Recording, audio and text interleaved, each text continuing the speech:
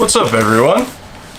So, a lot of people who avidly watch my channel would know that Maxpeedingrods have kind of held a special place in my heart over the past few years. Whether it was the good old fire-spitting Corolla coaster that rode on a set of Maxpeedingrods all the way to Las Vegas to piss off the staff at Stance Wars and back, or my 328 IS E36 M package coupe. The cheapest coilovers I could find for an E36 on eBay. I paid $160 for all four corners, and the brand, of course, the legendary, unforgettable Maxpeedingrods.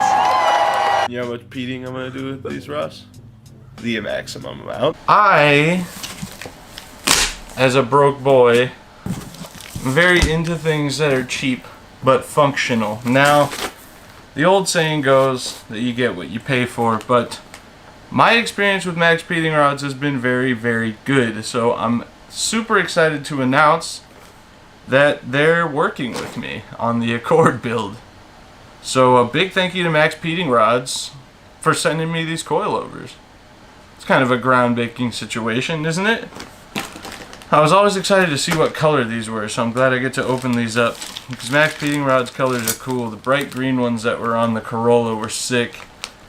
I don't know what happened to that car. I saw it the other day. It's got like stock wheels on it now, and it's higher up, and they took my exhaust that I worked tirelessly all night to build off of it.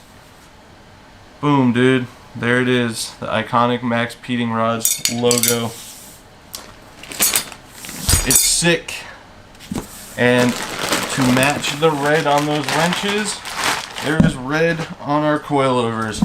As you guys know, this will be coming down a fair bit. If you go back and watch the Corolla video in Vegas, we were probably about there. Maybe a little bit less, like an inch between the lock ring and the other lock ring, I guess you'd call it. And that thing was low. Very low. We just eat slam cakes. Oh no, Gert. Oh.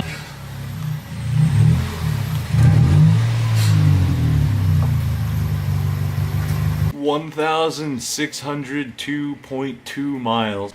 So, here they are. What I love about Maxpeedingrods is a lot of cheap coilovers, or even some expensive coilovers like the ones in my Mustang. You adjusted the ride height by also adjusting the spring preload, which is interesting. But these are set up like Tane or most high-performance coilovers, whereas to change the ride height, you actually twist the body of the suspension. So you don't change your spring preload at all unless you want to. And then these ones, I don't know what's going on up here. I've never actually looked at the Accord suspension top hats, but that's a lot of bolts. Here we are. These are for the 01 through 04 Accord or something like that in the Acura TL. I'll drop a link to the part number in the description. Maxpeedingrods also has a link for you below. I don't know if there's a discount associated with it. If there is, I'll put that in now. But I don't know what I can say about Maxpeedingrods that I haven't said in past videos. Oh no, the Accord's got the locking base instead of a bolt. That's going to be fun. It's probably rusted completely shut. And then I assume these are for the back then, with the standard bolt through the bottom there with the bushing. That's good. That's more my style. So, I wanted to talk to you guys about the Accord. But once again, a big shout out to Maxpeedingrods, and thank you. I'm sorry I haven't installed these yet. We've talked about this, and I decided to do an unboxing video. And I also have another video where I talked about the quality of Maxpeedingrods while I was driving the Corolla around. So you can go check that out. I'll put that link in the card up here. And that's a pretty good video, and it kind of outlines how these coilovers ride. And we'll do it again once we have the Accord set up. But the Accord has a turbocharger on it. Yes, I kind of want it to not. Bear with me here. So I was given that car for free by an awesome guy named Brian who watches my YouTube channel. And the turbo setup he did was for the Gambler 500, and you know, it's right up on par with the turbo stuff that I like to do, but part of me wants to fall back on the old days, and I want to do a super hot boy, so rice it's nice, just garbage mobile that I can drive. And I think part of the fun I missed out on with the Corolla, as I only owned it for a month, was I didn't get to drive around and look at people just be pissed off that that car existed. I didn't take it to anything but Stance Wars, which was great because the parking people parked me in the wrong spot, so I was actually in a spot where I guess a top 100 car was going to go, and I had a for sale sign on it. So one of the Stance Wars staff members called me. So yeah, I want to talk to you about your Corolla. So I walk up, and I knew it was him when he said he had a sun hat. I was like, oh, this guy works at Stance Wars. He's going to be pissed at me for some reason. He goes, hey, is this your Corolla? I was like, yeah. He's like, okay, move it. This is whatever parking, VIP parking, I don't know. I was like, okay, well, the guy just told me to turn left and put his, just move it. I was like, well, I wasn't arguing with you, so. Sucks for Stance Wars, they got canceled this year. Unfortunate that they couldn't pay that guy to be a dickhead to people this year. Oh well. Stance Wars wants to get mad at me, that's fine. I don't need their clout. So yeah, I really just want to make it ridiculous. We'll put some wheels on it, get stupid low, and then if things play out, I'd kind of like to do a similar eBay turbo build like we did with my Civic. Because the Civic made 298 wheel on 24 PSI, and I've heard that F23s are a lot more resilient than a D-Series, so we could probably boost the thing, have it making mid to high 200s at the wheels, and just drive it. But for now, it's a manual Accord with VTEC and working AC that I have spent no money on. That's like looking a gift horse in the mouth to blow that thing up. So, I don't want to. For as much of a meme as it is to like Hondas from my end, after the iconic shit talking I've done about Hondas over the years, and of course, my video that will never die or get away from me. To this day, I'll still run into random people on the street who stare at me funny for a few seconds, and then they go, you're the Honda guy. I wish I wasn't. I wish I was the Volvo guy or the G35 guy at this point. But I'm the Honda guy, and that's a legacy that's sticking around forever. So, I'm going to own it. We're going to make a ricey bastard of a Honda Accord, and I'm just going to drive it. It's going to be great. So, regarding installing this, there's a lot of things standing in the way at the moment. Obviously, COVID-19 spiking and getting way worse. That's pretty cool. The main issue is that now our landlord has decided that we need to be out of the shop entirely. I know I said we got kicked out of the shop, but I was still using it every once in a while when I could get in for an hour or two and get out when they didn't have projects in there. Now we're getting fully booted. My toolbox has to come out, and I don't really have anywhere to work on cars.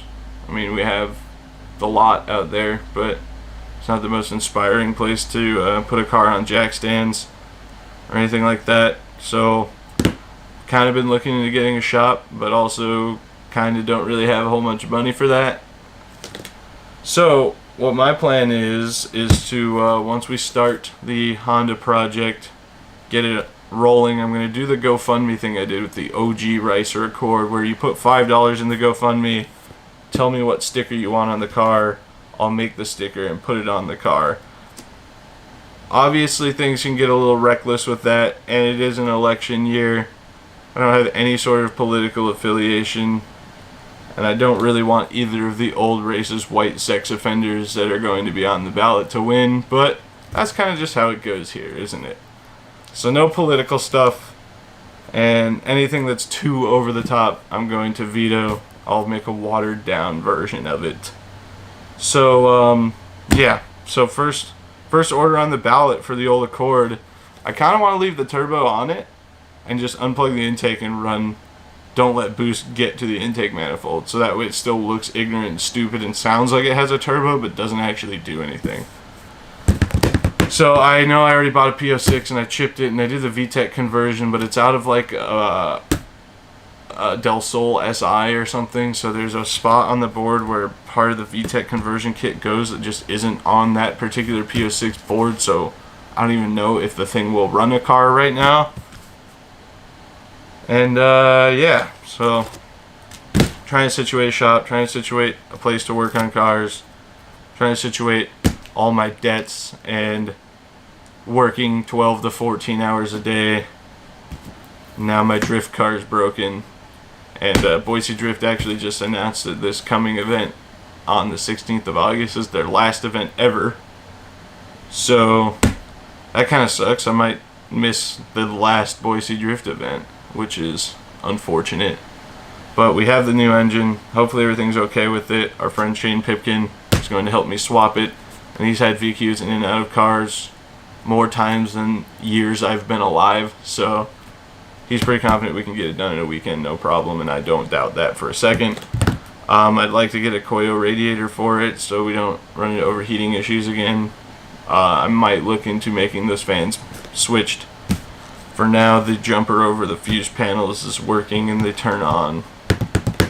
But yeah, everything's coming apart real rapidly, and I work a whole bunch and don't have a lot of time to work on stuff, and now don't really have a place to work on stuff either. Also the limo. People keep asking about the limo. Ross and I have to work on the limo, but Ross is also moving and has a kid now, and he's trying to buy a house, so he's not exactly in a position to get a shop either. He was going to order some parts for the limo to pay back his half of me getting it back from San Diego and Vegas, but I understand rough financial situations, as I'm sure plenty of you guys do with the coronavirus locking us all at home and the additional unemployment income stuff coming to an end. It's a tough time for everyone, ladies and gentlemen, but we're going to do what we can. So, sorry for this video to be a giant bummer. Once again, thank you to Maxpeedingrods for hooking us up with coilovers for the Accord.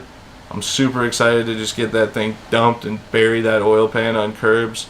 I've already taken an oil pan off an F23 Accord before and crappily welded it together. So, if we have to do it again, we have to do it again. Thank you guys so very much for watching. I want to give a special shout out in these trying times to all my Patreon supporters. If you're interested in becoming a Patreon supporter, it's patreon.com/bcautos. If everybody watching this video right now went to Patreon and subscribed $1 a month, we'd have more than enough money to pay for a shop and get a lot of cool stuff done on these fun, ignorant projects.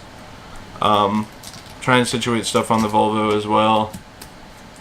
It's just a lot. Lots going on, and I don't have time for it. Thank you guys very much for watching. Don't forget to follow me on Instagram, add me on Snapchat at BigB1011. If you want to see a picture of your car featured at the end of one of my videos, send a picture of it to me at curseforeverhelp@gmail.com. And we'll see you guys in the next video. Peace out.